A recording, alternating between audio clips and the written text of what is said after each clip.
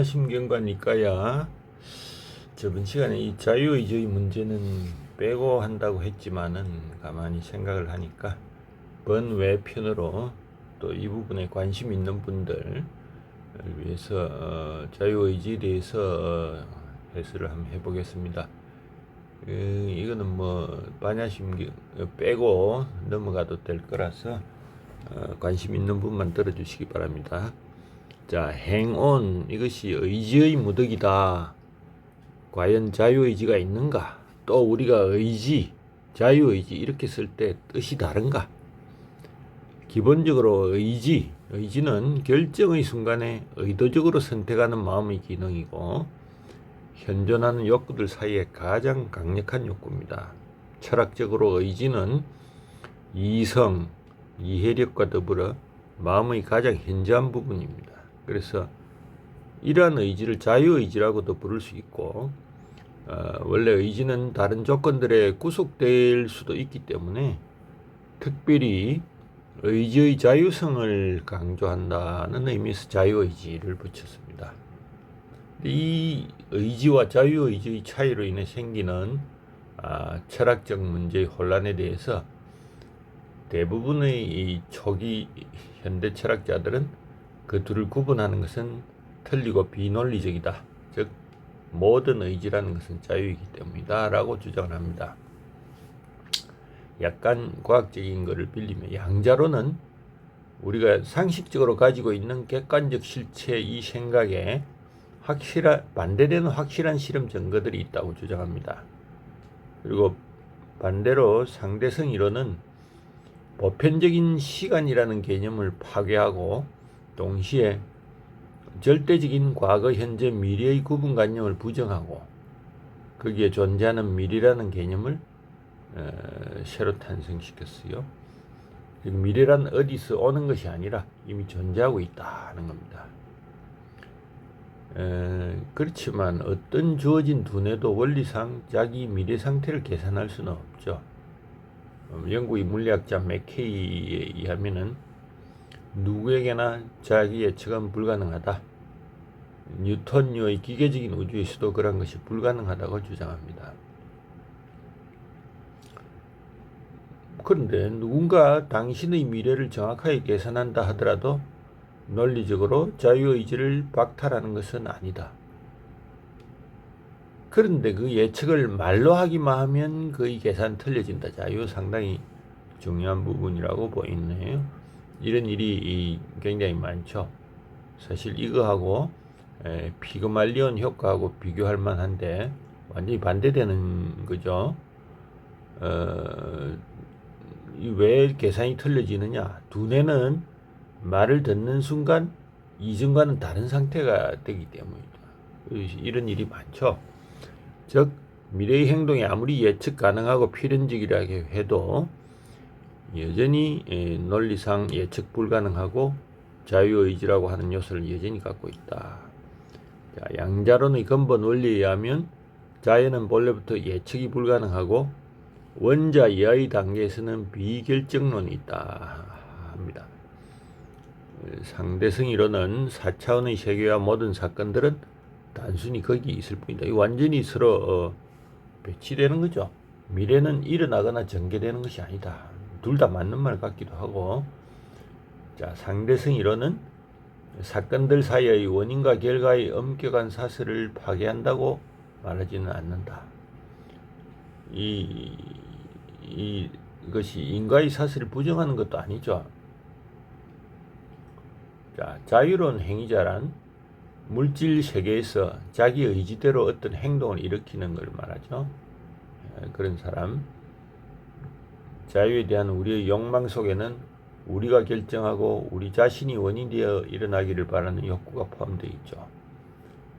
자, 이 자유의지에 대한 논의가 너무나 방대하긴 하지만은 우리는 최근의 경향을 책을 간간히 훑어보면서 논의를 끝낸다. 자, 프란츠 부케티츠의 자유의지 그 환상과 진화를 한번 요약을 해봅니다. 자, 이런 생각을 한번 해보면 우리한테도 도움이 됐죠. 자, 커피를 하루에 몇 잔 마시는 거, 이게 자유의지인가? 아무도 몇 잔씩 마시라고 한 사람이 없으니 자유의지라고 보인다. 그리고 밥을 먹고 저녁 식사를 하고 산책을 갈 것인지, 브루흐의 바이올린 협주곡 1번을 감상할 것인지, 테레비를 볼 것인지 아무도 뭘 선택하라고 강요하지 않았으니까 또 선택하는 것이 자유의지 같이 보인다. 다만 이런 거는 좀 문제의 격을 떨어뜨리는 거죠. 우리가 보통 생각하는 거는 절체절명의 순간에 모두를 희생하면서 대의를 지킬 것인지, 불의가 충만한 걸 그대로 둘 것인지, 이런 경우를 예상하는 걸 보통 자유의지라고 하니까, 자, 그런 것을 염두에 두고 좀 보도록 하죠. 자, 뇌는 우리가 주관적 자유를 경험하는 것을 허용합니다. 우리가 현재까지 존재할 수 있는 것은 뇌의 진화 덕분이라는 말을 많이 하죠. 생존에 적합하기 위해서 뇌가 진화됐다. 자, 우리가 주변 세계를 지각하는 방식, 느낌과 욕망, 태도, 그리고 세계를 분석하는 판단, 그에 따른 행동, 이거는 인간이 진화하면서 가지게 된 성향이다. 요새 거의 대부분의 과학자들이 이런 말을 하고 있습니다. 철학자들도 우리가 얼마나 자유로운지는 인류라는 종의 개통 발생사, 그리고 우리 개개인의 인생사에 결정되어 있죠. 비록 좋은 집을 가지고 성공하고 싶고 우주여행을 하고 싶다는 욕망을 가질 수는 있지만, 그것은 재능과 사회적 환경이 그런 의지를 가진 데 장애가 된다. 그리고 또 하나, 본성에서 자유로운 인간도 없죠. 그래서 도덕적 요구에 부응하기 위해서 본성의 사슬을 끊고 그에 반하는 결정을 내려야 하는 경우에 발생하는 역설적인 현실을 자주 보죠. 그리고 사실상의 문제도 고려를 해야 된다. 자, 먹는 것과 마시는 것을 포기할 수 없고, 허기와 갈증, 이거 우리의 태도와 행동을 결정합니다. 자, 오줌을 참을 수는 있지만 영원히 참을 수는 없다. 참는 것은 잠시일 뿐이다. 자, 본성에서 해방해야 한다는 것은 모순이다. 우리가 바로 본성이다. 이게 이제 정신의 문제와 관련해서 이것도 마찬가지인데, 우리라는 사람이 따로 있고 우리에게 본성이 있어서 그거를 따르느냐 하는 문제하고, 우리 자체가 본성이라 하는 문제하고 두 가지. 자, 도덕 시스템, 이데올로기, 종교는 우리 본성의 특수한 발현이다. 이렇게 이건 동의를 해줘도 될 것 같습니다. 지금은 처음에는 이게 우리가 본성이다, 이게 무슨 말이냐 하지만은 금강경과 반야신경을 쭉 읽어온 사람은 이걸 이해를 할 수 있죠. 자, 미국의 저명한 심리학자, 철학자 파울 바첼라빅에 의하면은 예언을 믿고 행하게 되는 상황이 인간의 태도를 바꾼다. 그에 따라 상황 또한 다른 식으로 전개될 수 있도록 바꾼다. 그래서 마지막에 그 예언이 옳은 것으로 드러난다는 자기 실현적 예언, 영어로는 self fulfilling prophecy, 실제에서 일어날 수밖에 없다. 이런 것도 우리가 많이 보죠. 꿈을 가지고 실현하기 위해서 노력하는 과정에 그 본인도 변하지만은 상황도 변하더라. 자, 이 우리의 인식 장비는 한목적이다, 이런 가설을 갖고 있죠. 모든 것은 원인을 가져야 한다. 자, 이런 거기에서 출발한다. 한목적이라는 것은 원인이 없이 결과가 있을 수가 없다. 이런 거는 논리학에서 많이 나왔죠. 논리와 현실을 사실 구분하기 힘든 경우가 많죠. 우리가 현실이 논리적이냐 하는데 보통 현실과 논리는 다르다 하는 거. 자, 어떤 사건의 원인이나 의미가 우리에게서 벗어나면은 우리 놀라움과 걱정은 그만큼 커진다. 이것도 세계에 대한 우리의 이념은 이해할 수 있는 세계에 대한 이념이다. 이해할 수 없는 세계에 대해서는 우리가 이념을 가질 수 없죠. 이것도 우리가 살고 있는 세계가 공정해야 할 이유는 없다 하는 겁니다. 공정이라는 것은 인간이 만들어낸 개념이다. 자연으로부터 공정을 기대하는 것은 불합리하다. 공정함이란 인간이 만들어낸 개념이고, 자연에 의해 주어진 것이 아니죠. 세계가 공정하다는 믿음은 환상이다. 달베르트가 그런 말을 했죠.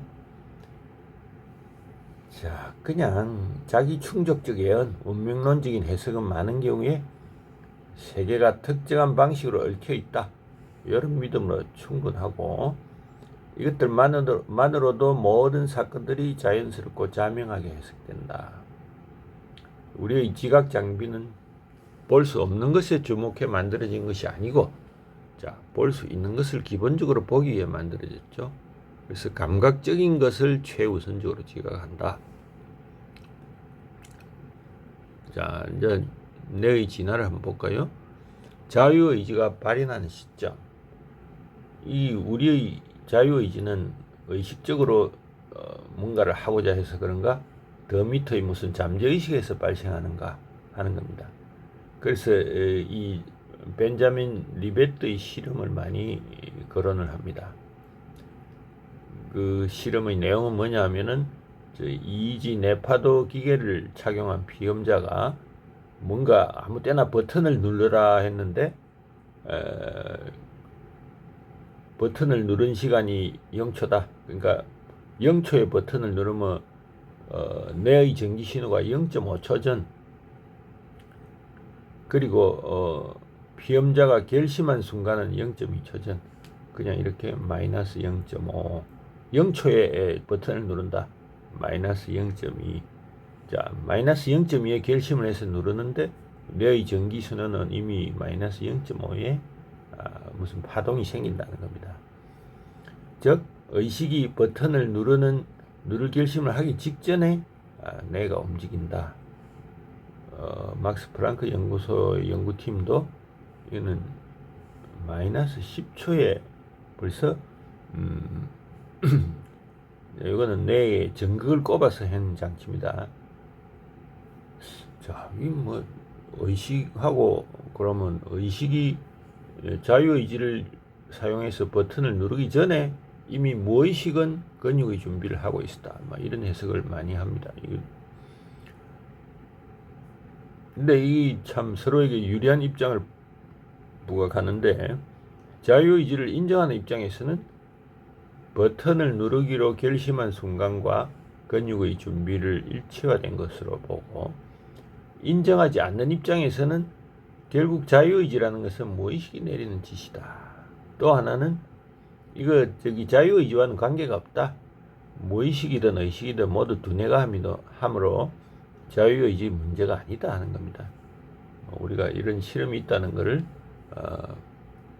그냥 알아두고 실제로 해석하는 데 있어서 또 다툼이 생기니까, 그렇지만 일반적으로 의식을 기준으로 자유의지를 하지만 무의식도 관련이 되어 있다 할 수 있죠. 우리가 알기로는 우리 뇌는 3등분해서 파충류 부분, 포유동물, 심피질 등으로 나눠 가지고 200만 년 동안에 뇌의 부피도 3배로 증가했죠. 이런 해석도, 뇌는 단기간에 과도 생산되어 나머지 신체와 불균형을 이룬다. 그래서 기본적으로 뇌는 필요한 것보다 훨씬 내용이 많아서 이 자유의지라는 이념도 이때 들어간 것이 아닌가. 신체가 작동할 필요가 없는 뇌의 용량이 너무 커서 또 자유의지가 생긴 것이 아닌가. 이 자유의지라는 이념은 이 생존을 위해서는 아무 역할을 하지 않는다. 그래서 인간의 정신은 뇌의 진화의 산물이고, 정신은 뇌뿐만 아니라 다른 기관들과도 분리될 수 없게 결합되어 있습니다. 그래서 마약이나 알코올로 의식 상태가 현저히 바뀌는 것은 뇌와 다른 신체 기관의 작동 때문이다. 자, 정신을 근데 뇌에서 찾는 데 실패하는 것은 뇌에 존재하지 않기 때문에 실패한 것이 아니다. 뇌의 특수한 특성이 정신이기 때문이라는 겁니다. 즉 기능과 본질이죠. 새의 날개나 물고기 지느러미, 이 특성은 운동인데 그 날개나 지느러미에서 운동을 찾을 수는 없다. 그래서 우리 정신의 활동이 뇌가 작동해서 표현된 것이다. 그러면 그 표현되는 메커니즘은 어떤 것인가 하는 걸 보도록 하죠. 의식은 이런 자극이 있으면 반응을 하죠. 자극, 반응, 그게 반응에 대한 또 2차적 반응, 3차적 반응들이 피드백 회로로 압축가 되는 겁니다. 자, 스테이크를 먹고 싶다는 욕망, 그것을 참으려는 2차적 의지. 욕망도 뭐 사실 의지라고 할 수 있죠. 먹겠다. 그걸 참으려는 의지도 있죠. 근데 여기서는 뭐 욕망이 없다면 의지도 발생하지 않는다 하는 겁니다. 재밌는 실험이 1902년도에 리스트, 작곡가 리스트의 강의실에서 있었는데, 자, 뭐 말다툼을 하고 권총 발사 장면을 연출했는데, 자, 그걸 강의실에서 했는데 학생들에게 진술서를 작성했다. 모두 실제 일어난 사실과는 틀리고 가치가 없다는 겁니다. 그래서 인간들은 듣기 원하는 것, 보기 원하는 것만 골라서 듣고 본다. 요 인간의 뇌는 세계의 진리를 인식하기 위해 생겨난 것이 아니고 생존하기 위해 생겨났다는 겁니다.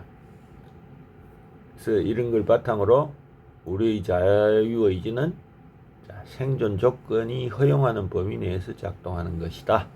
그 범위를 넘어서는 공상에 불과한 것이다 하는 겁니다. 자, 근데 현대 심리학 이론에서의 심리학은 인간의 마음이 두뇌만의 것이 아니고 다른 내부 장기, 다른 기관들에도 마음이 있어서 합쳐진 것으로 보고 있다. 그래서 그러한 합쳐진 신체 상태를 뇌가 인지하여 마음이 정해진다. 이렇게 본다 하는 겁니다. 그래서 자유의지는 인간이 생존하기 위한 필수적인 기능을 넘어서서 나타나는 결단의 주체로서의 나를 표상하는 것이다. 그래서 이런 나라고 표시되어 있지만 이 세포들이 결합해서 통일적인 기능을 하는 주체로서의 나를 말하는 것이지 무아론에서 말하는 나는 아니다. 이런 인식, 통일적 기능을 하는 인식과 결단의 주체로서의 나는 생물학적 구성원리다 하는 겁니다. 불교와는 관계가 없다. 육체의 소멸과 함께 없어질 존재다. 자, 이거를 이제 확실히 염두에 둬야 됩니다. 그리고 무아론이라는 것 때문에 발생하는 거 뭔가? 무아론은 나는 없다. 사실 그대로 보는 것, 여실지견해서 나가 없다는 걸 아는 것만으로 해탈의 문턱에 들어섰다. 해탈의 문턱이 뭐 경계, 또 테라스 오브 인라이트먼트인데, 그래서 대승불교에서는 모든 것이 인연화합에 의해 생겼고 모든 것이 자성이 없다는 것을 관조해서 공해탈로 갈 수 있다. 뭐 이런 주장을 합니다.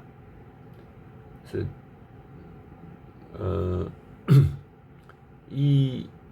이런 무아론과 관련해서 쭉 이것도 내용이 뭐 엄청나게 많겠지만은 우리 니까야에 있는 결론 부분을 보도록 하죠.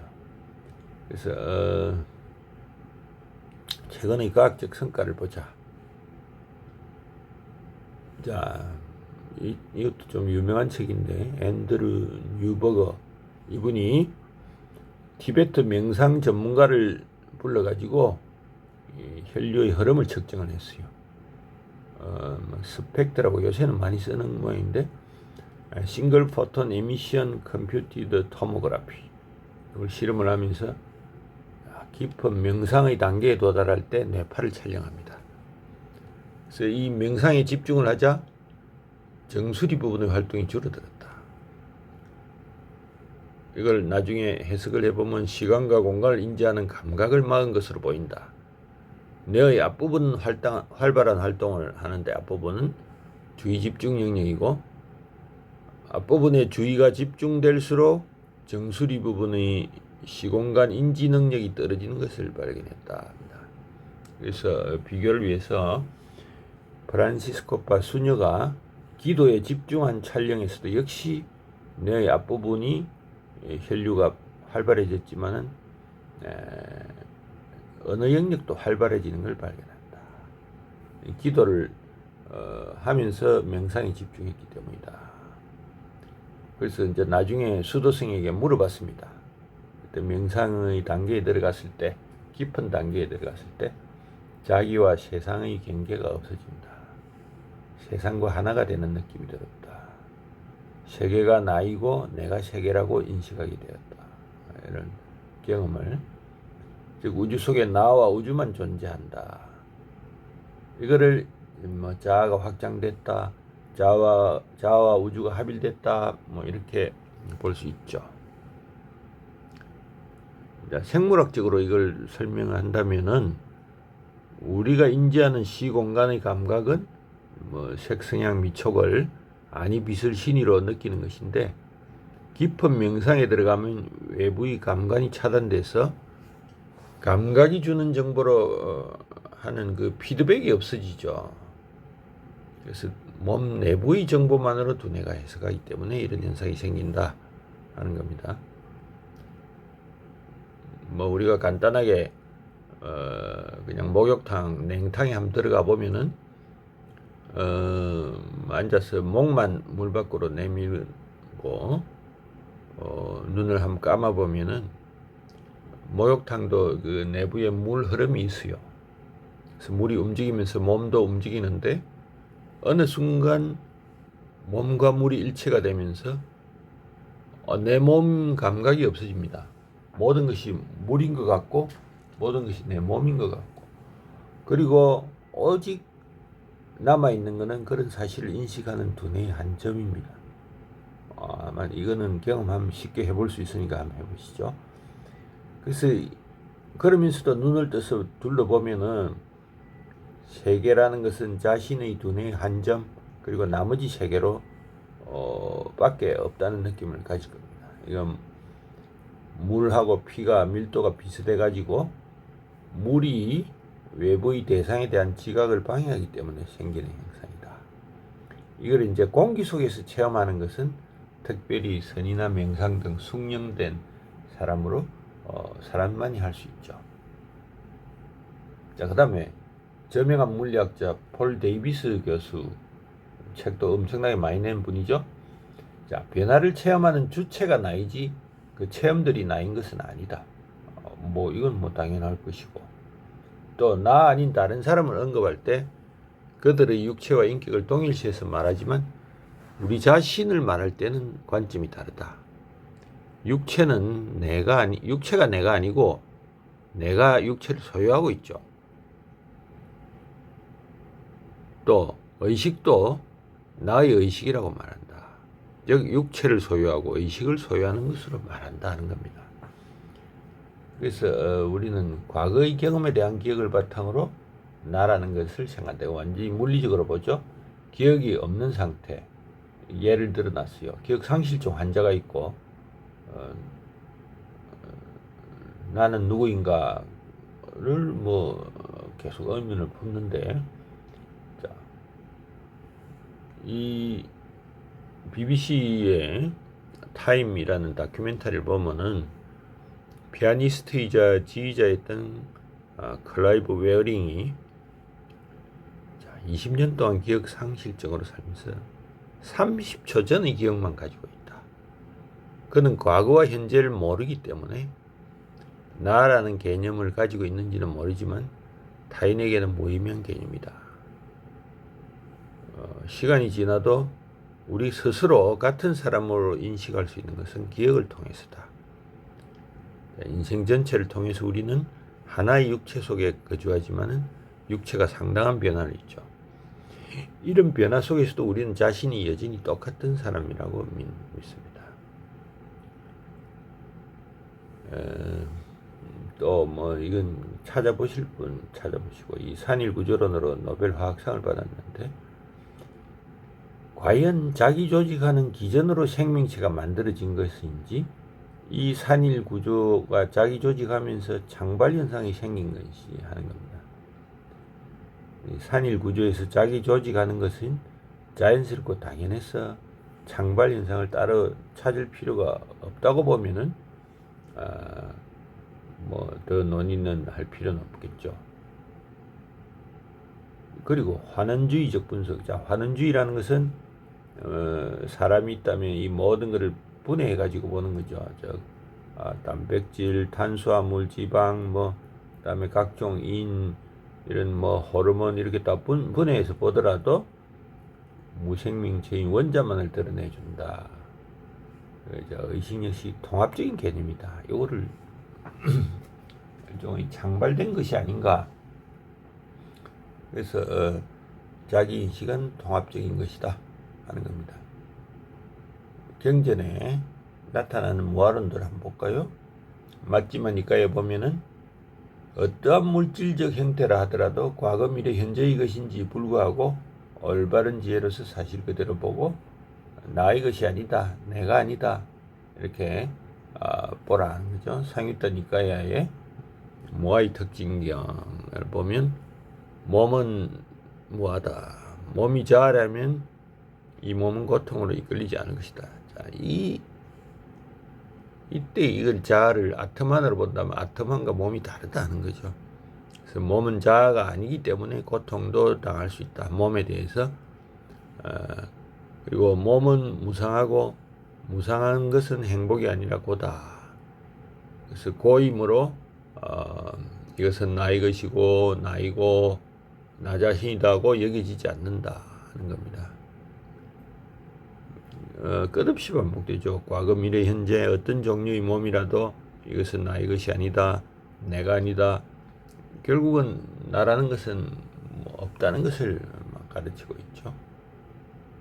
자, 저명한 불교학자 스티븐 콜린스 초기 불교 문헌에서 발견되는 무아의 글을 세 가지로 분류했다. 우리 내부를 주재하는 자가 없다. 다음으로 무상하고 괴로운 현상을 자아로 간주할 수 없다.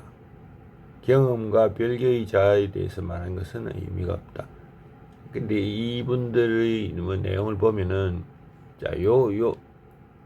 요런 것이 아트만이라는 그런 개념을 가지고 접근하면 이 분류가 틀렸다.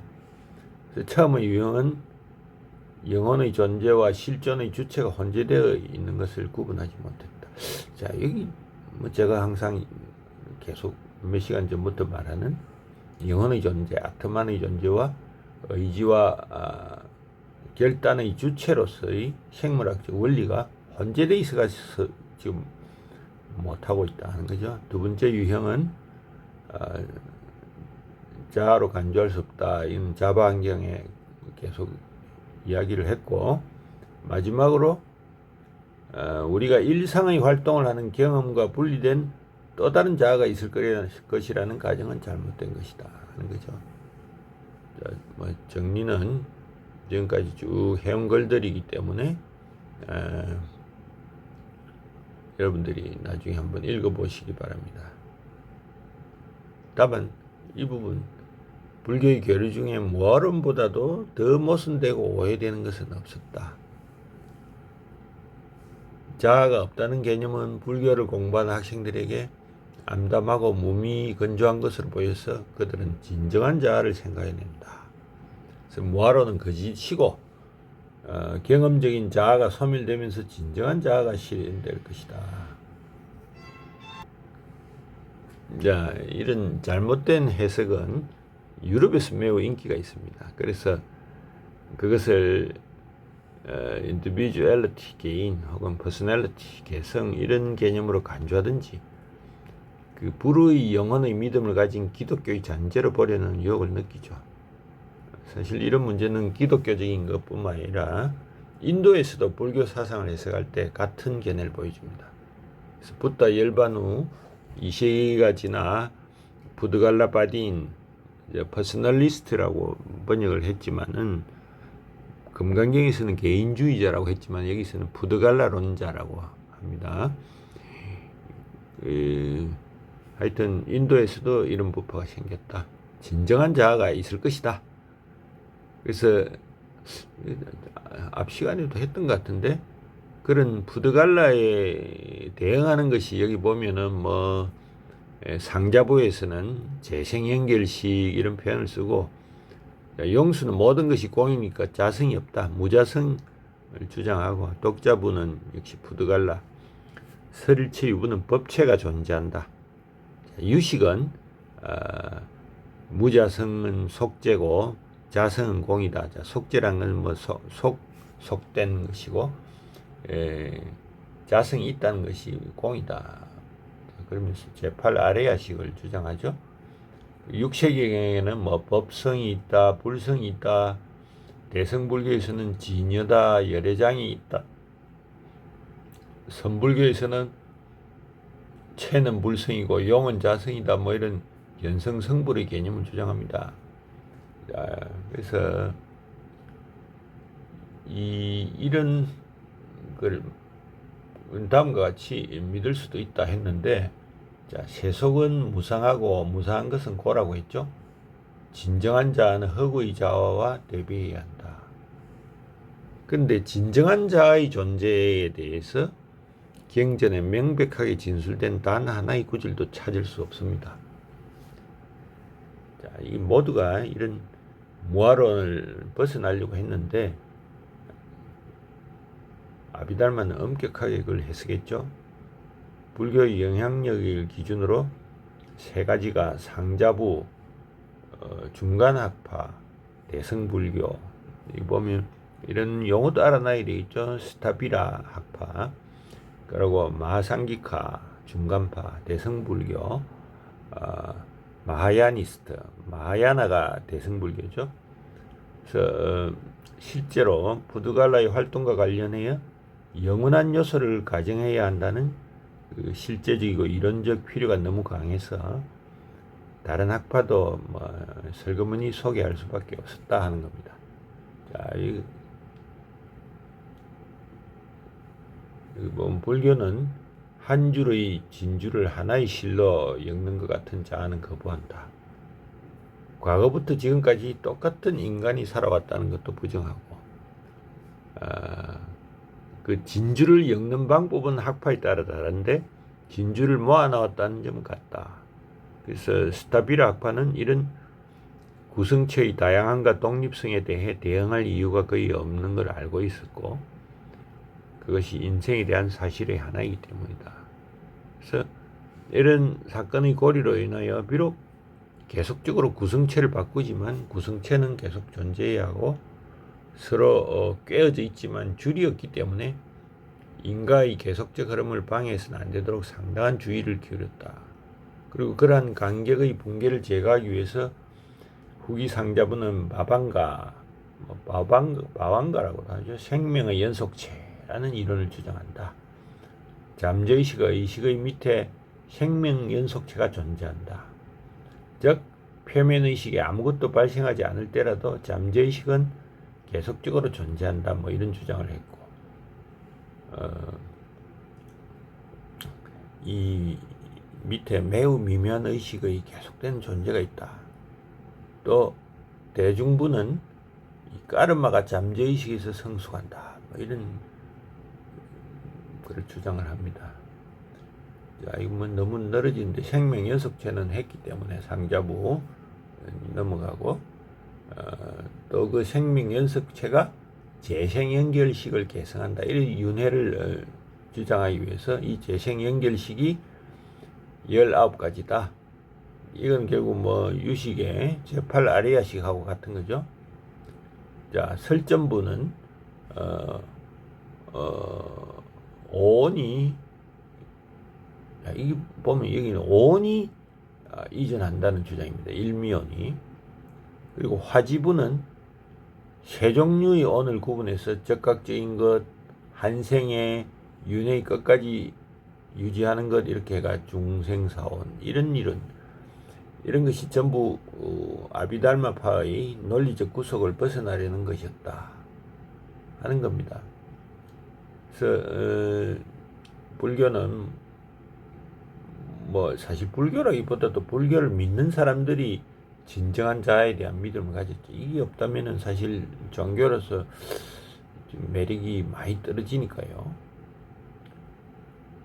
이 경량부는 붕괴되지 않는 선의 종자, 착함의 종자가 열반으로 이끈다.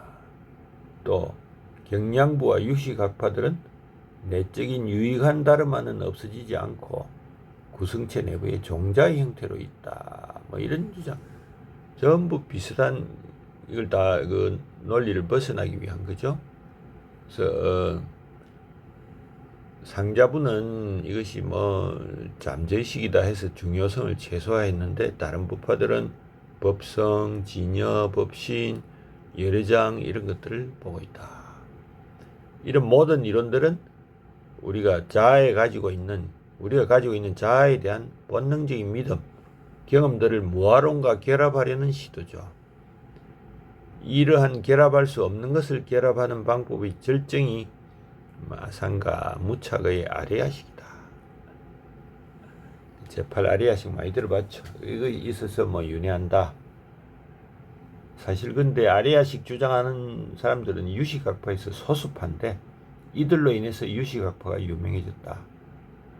이들은 자아가 존재하지 않는다고 큰 소리로 외치면서도 사실은 아리아식의 자아의 기능을 수행하도록 했다. 자, 이 지금 모아론을 끝내는 입장에서 그냥 나가 없다 하고 그냥 믿으면 되는데 나가 없으면 진정한 나, 윤회하는 나, 우리 또 결단과 주체로서의 나가 있는 게 분명한데 이게 무슨 소리냐 이거를 변명하기 위해서 이런 이론들이 나온 걸로 보인다 하고 결론을 내릴 수 있겠습니다. 예, 모아론 이걸로 마치죠.